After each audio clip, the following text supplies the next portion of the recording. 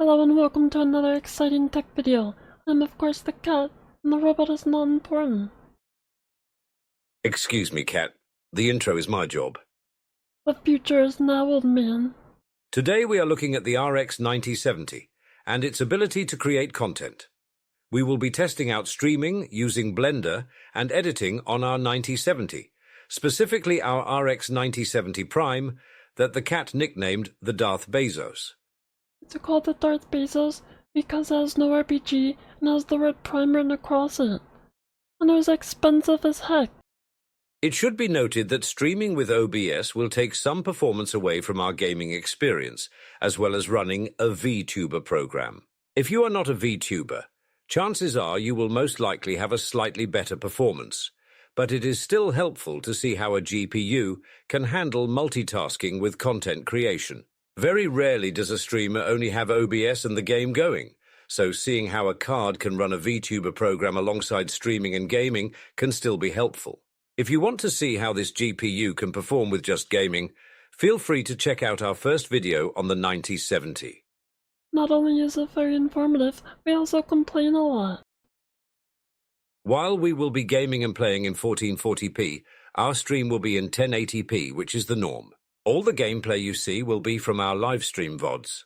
We will not be scaling our stream, so our output and input will both be in 1080p. This is not a guide for how to stream with this GPU or which settings to use. Our goal will be to see how our GPU performance is while trying out some of the most popular streamed games. With that being said, we will still report our OBS settings and some of the troubleshooting we did in changing those settings. Another goal will be to judge AMD's newly updated stream encoders. So we will be using AMD's stream encoders for all of these tests. With all of that out of the way, we can get into the benchmark. I must ask you a question, robot.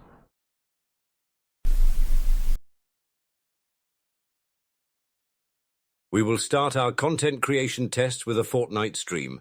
We set Fortnite to all of its epic settings with global illuminations and reflections turned off. The cat, in her infinite wisdom, did not start the session benchmark tool for the first test. Good job, cat, starting out strong as always. However, that did not matter because, as you can see, the stream became very pixelated when we moved our camera around quickly. Otherwise, just eyeing our performance, even with streaming, it seems that our 9070 will give us a good gaming experience. Trying to fix the stream quality, we changed max B frames to 2 and moved the bitrate to 6.5K, even though Twitch only allows us to use to up to 6K bitrate. We also moved our downscale filter to Lansos from bilinear, which should not make a difference since we are not downscaling our stream. With these settings, we still got some pixelization when quickly turning the camera, but it did seem less pixely. And this time we actually have session benchmarks. How exciting! For this round, we averaged 126 FPS with a low of 60 and a max of 172. It is interesting to note that while not streaming, and on these same settings, we averaged 134 FPS. So we did not lose a whole lot of FPS here while both streaming and using a vtuber program. And our vtuber program averaged 60 FPS through all of these tests, which is what the program caps at. While this is an excellent gaming and streaming experience, the stream could look better. So we dropped our stream's FPS from 60 to 30 and swapped back to bilinear. And with these stream settings, our pixelation was gone. So if you are playing a faster pace action game and are having issues with pixelization, this might be your solution. And with these OBS settings, and in this game, we averaged 128 FPS, with a low of 66 and a max of 175. Although we had some issues with OBS and getting our settings right, the 9070 impressed me here with how little performance we lost. For Marvel Rivals, we ran on the high preset with global illuminations and reflections quality turned off. We were also able to try out FSR4 this time, thanks to wonderful commenters who let us know from the last video that you can enable FSR through AMD's Adrenalin software. So, enabling this and restarting the game, we got the option to enable FSR4, which we set to quality. How exciting! OBS-wise, we kept the same settings from our Fortnite test, but I moved our stream's FPS back to 60. On these settings, we averaged 155 FPS, with a low of 67 and a max of 196. On these same settings, when not streaming and running FSR3, we averaged 165 FPS. So again, we are not losing a whole lot of performance from streaming, which is pretty fantastic to see. And once again, our VTuber program capped at 60 FPS average. Although Saya and her team's performance was not great in Marvel Rivals, our 9070s certainly was. And I am excited we finally got to test FSR4, so that is a win. Thank you again for everyone who commented to let the cat and I know how to enable it. And once again, our AMD encoder held up here with a solid streaming experience. I also think it's fun to note that the camera the cat used for tracking kept thinking she was squinting. To be fair, it is her backup camera and a little on the lower quality side, but the permanent squinting tired cat is not real and can't hurt you. For Helldivers, we will keep our OBS settings the same as Marvel Rivals, and we will set the game itself to its Ultra preset. Oh, these settings we averaged 98 FPS with a low of 84 and a max of 137. And our VTuber program still managed to average 60 FPS. We also once again hardly lost any performance here versus not streaming. Without streaming, we averaged 103 FPS. And we are on the Ultra preset, so there is plenty of room to turn down settings here to gain more FPS. And so far that goes for all games, not just Helldivers. We have been playing on all high or max settings, and our performance has been solid. But some people are addicted to FPS and want the most they can squeeze out of their GPU. And that is fair. And for those people, you have plenty of room to turn down settings and squeeze out performance. And once again, our AMD stream encoder gave us solid performance. The stream quality in game looked excellent, and using the encoder does not seem to take away much performance, as we keep seeing. So far, I have no complaints about this stream encoder, which is markedly different from when we tested out the older AMD stream encoders on the RX 6700 XT, which gave the cat and I a constant source of agony as we tested it with content creation. So good job, AMD, for closing the gap between Nvidia's amazing stream encoders. Right, well, there is not much more to say here. Our 9070 streams democracy very well. Moving on. For Minecraft, we kept to the same OBS settings, and for the game itself, we played on the fancy settings, whatever that means. We also turned off VSync and set the frame rate to unlimited. It should be noted that I could not get Minecraft to display on OBS until it was launched through the Curse client. So running the game through the Curse client, we averaged 349 FPS, with a low of 314 and a max of 363. The stream looked fine, but could have looked a little better.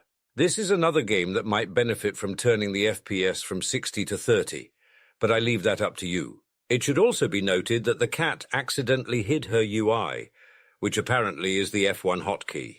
For a good part of this test, she thought she was going crazy or broke something. She was very excited to get her hands back. Overall, and not surprising, this is a solid performance from our RX 9070. And while we did not test this in our original 9070 video, Minecraft is ranked 11th for the most streamed games this month. In fact, most of the games we are testing are either in the top 10 or top 20 most streamed this month, and usually stay consistently at the top for most streamed games. We are just giving you such relevant testing on this channel. You are so very welcome. For Grand Theft Auto 5, we get to test out the new enhanced version, which comes with ray tracing. Keeping our OBS settings the same, we set the game to its high RT preset. With these settings, we averaged 151 FPS, with a low of 127, and a max of 164. Although our session benchmark got split into two because the cat ran someone over and they magically fell into the car. And this simple action gave the cat no end of joy as she wiggled around her new friend in the car and viewing him at all angles. At some point of her merriment and joy and desecrating a corpse, she realized she should ditch the body before heading into the big city. And like any good friend, Saya did not leave her friend behind as she became somebody herself. So restarting the benchmark, and this time heading back into the city with no passengers, we averaged 146 FPS, with a low of 112 and a high of 164. And while the city certainly did drop our FPS, the cat decided to go to GTA Online, which can be the Wild West of eating FPS. Online, and continuing with our high RT preset, we averaged 105 FPS with a low of 85 and a max of 128. Our FPS was certainly a lot lower here, but it is hard to know if this is just because of online play or the fact it was nighttime, which might be lowering our FPS. The cat, wanting to get to the bottom of this, spent an eternity waiting for a new GTA Online lobby, and it was still nighttime. So the cat gave up. Either way, this was a solid streaming experience out of our 9070, and we were even ray tracing.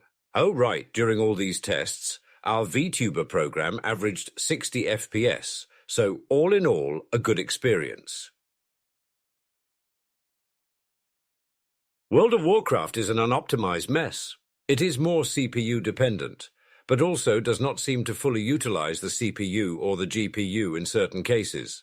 Because of this, it feels like a lot of performance is left on the table. Either way, it won't stop us from testing, but you should keep this in mind. Setting-wise, we put the in-game graphical slider preset to 8 out of 10.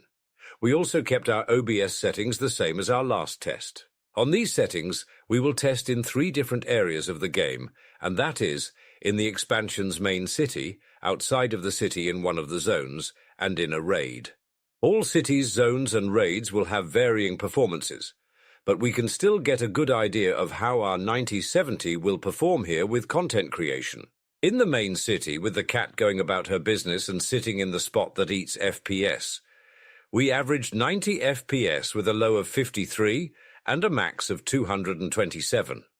And our vtuber program averaged 60 frames. Not bad, but in the spot where our FPS is eaten, we could get as low as 60 FPS with some dips below it, but performance here can always vary depending on the amount of people. Moving to outside of the city, we averaged 224 FPS with a low of 82 and a max of 334. Which is a great performance, but not surprising because there is not a lot going on in this zone, and you are so very alone. But that is fine because you are a strong independent gamer. Moving into our first raid, our performance just clearing mobs was so poor, the cat moved our settings down to 5 out of 10 on the graphical slider. And still, our performance was not great. It should be noted that in this particular raid, even with our RTX 4090, the cat had to turn down some settings because of mass FPS drops. Granted, the 4090 was running in 4K, but still. So streaming this raid and on the medium preset, we averaged 76 FPS with a low of 39 and a max of 154. And our vtuber program still averaged 60 FPS. Honestly though, this performance was disappointing. But looking at how much of our GPU is actually being utilized, I don't think it is fully fair to blame our 9070 here. That being said, our performance without streaming in raids was a lot better, especially in boss fights. So, unoptimized mess or not, this is the first time where I have noticed a decent performance hit while streaming versus not. Curious if it was just the raid and fights, the cat headed into another raid to slay the Goblin Menace. In another raid, we averaged 86 FPS with a low of 40 and a max of 181. So we did have a better performance here, but it was not great. And that is not to say it was unplayable. But my experience in this game with the 9070 when not streaming was certainly a lot stronger. But how can I even compare our 9070's past performances if we do not do one of the most powerful tests that any can run? And that is, of course, zooming into a rock. As you can see here, our performance while zooming into a rock is simply put, amazing. Can our 9070 zooming into a rock performance carry it for content creation and past our poor raid performance?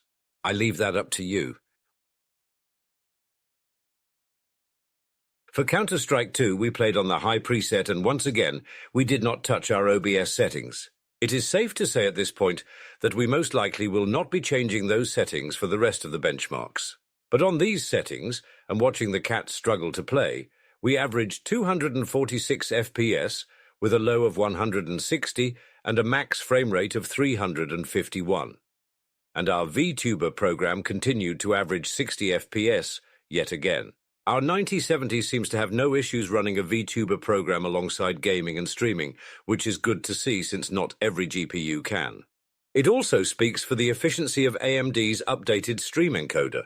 For this game, our 9070 has no issues with content creation, which is not surprising, but this is a very popular game to stream, so it is always nice to see.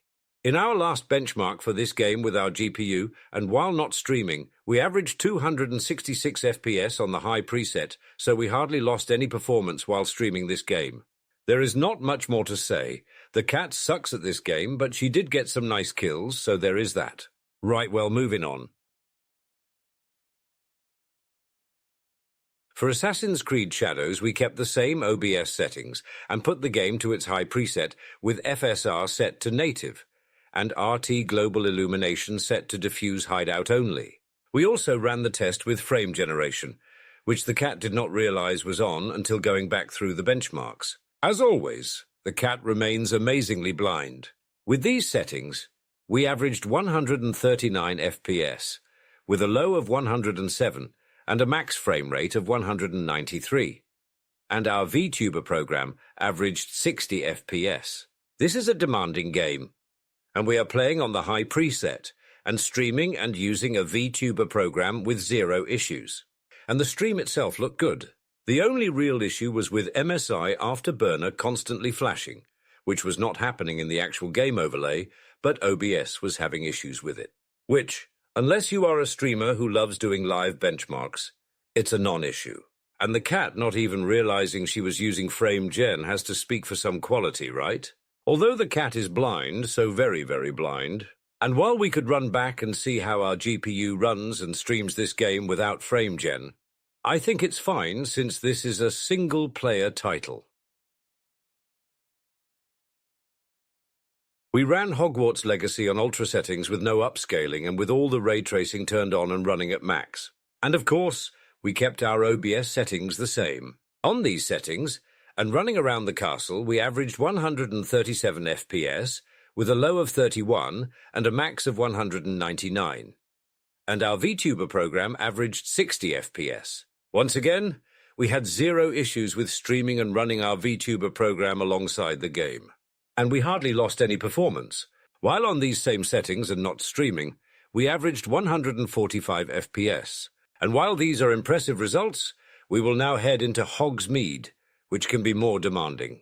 In Hogsmeade, we average 109 FPS, with a low of 68 and a max frame rate of 171. And our vtuber program averaged 60 FPS once again.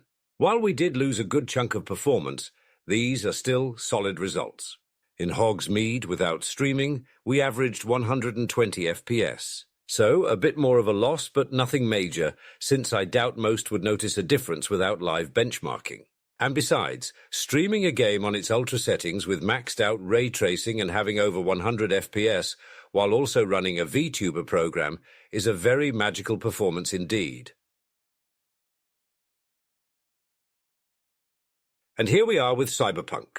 As always with Cyberpunk, we rely on its built-in benchmark tool rather than the actual gameplay. And that is because, for some reason, the cat loves making graphs for this game and this game alone. And for this test, the cat was more interested to see exactly how much performance she lost between streaming and running a vtuber program versus running just the game. So the game's built-in benchmark will be very helpful here for that task. And besides, Cyberpunk is a great game to benchmark with because it is demanding, has ray tracing and frame gen. So there are many different setting combinations you can try. For our tests, we tried them all. And here they all are in our wonderful graph. But like I said, our goal with Cyberpunk was to see the exact performance difference, so this will not do. And here you are, this is a chart of our performance with the RX 9070 while streaming and with a vtuber program running versus the 9070 running just the game. Interestingly, there seems to be more of a performance difference on lower settings than there is on higher settings. Feel free to go back and pause and study our wonderful graph for as long as you would like. But for now, we will be moving on to test out Blender. For Blender, we will be running 3 separate renders, along with running Blender's own benchmarking software. But most importantly, we will be checking how well our RX 9070 handles jiggly pudding. Jiggly pudding. And here you can see our pudding jiggles fantastically.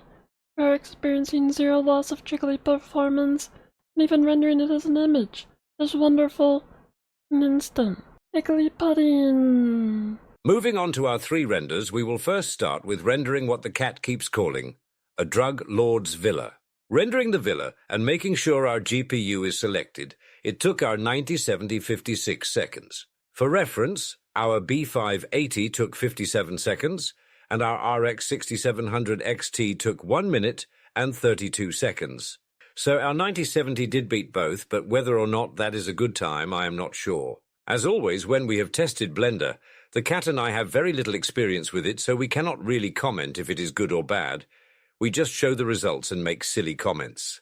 Moving on to our second render, we have a classroom. For the classroom, it took our 9070 30 seconds to finish rendering this. Once again, for reference, it took our B580 43 seconds, and our 6700 XT took 48 seconds. So once again, our $700 GPU is beating the $300 options. Although it is hardly beating them, so I'm not sure how much of a flex this is, but I assume some of these renders are not too difficult and every second means a great deal. Or not, who knows, I am not a blender. For our last render, we will head to the barbershop.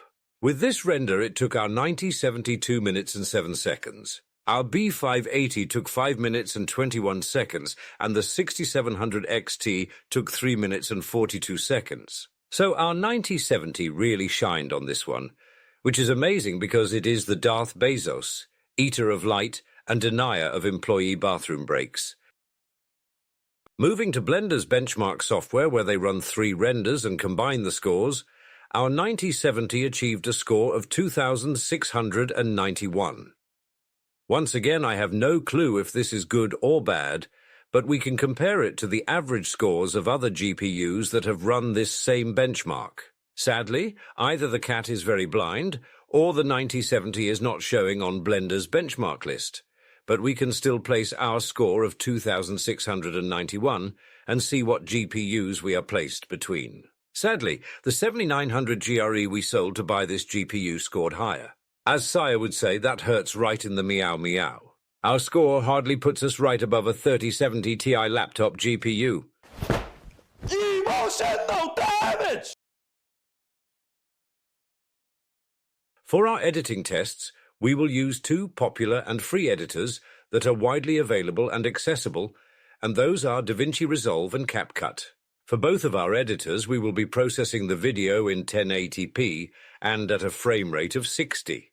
It should be noted that the CPU also matters for editing, so this is not just a straight GPU test. As well, different editors will use a different amount of resources, so every editor can be very different for what it demands of a system.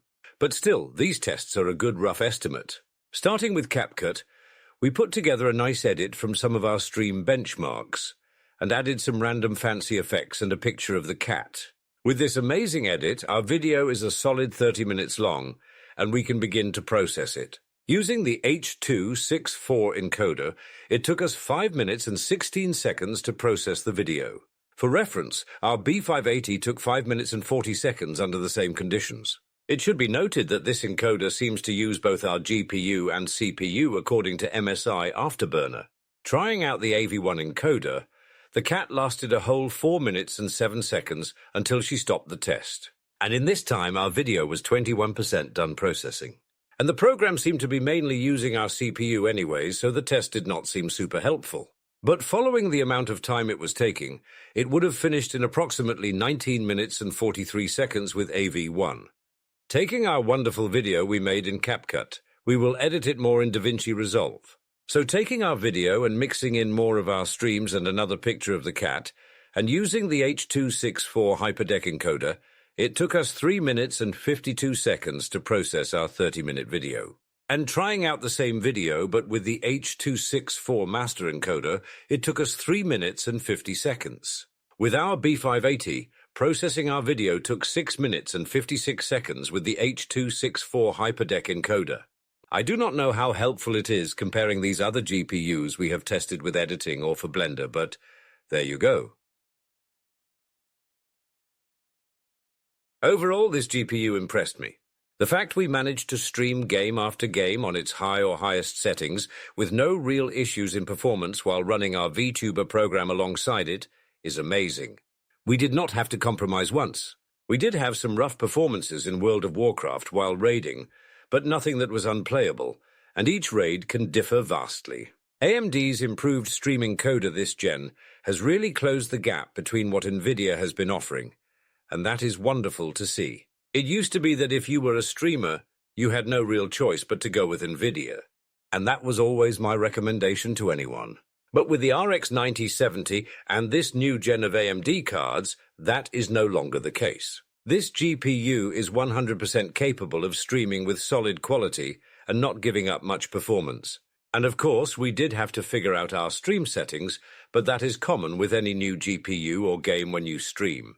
But this is by no means a cheap or budget GPU, it cost a lot of money. So while this performance impressed me, motherfucker it better. $730 after tax and shipping, it better be able to stream with zero compromise.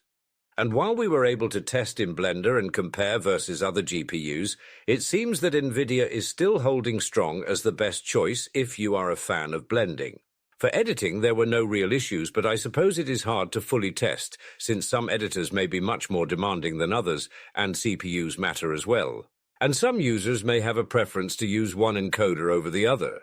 So you will just have to take what you have seen here with our RX 9070 as a rough estimate of how it can perform with editing and make your own decision. But still, this is a solid GPU and you will have no real issues if you are a streamer and want to edit your own videos. And of course, Blender mains may have their own opinions for just how capable this GPU is with content creation, and that is valid.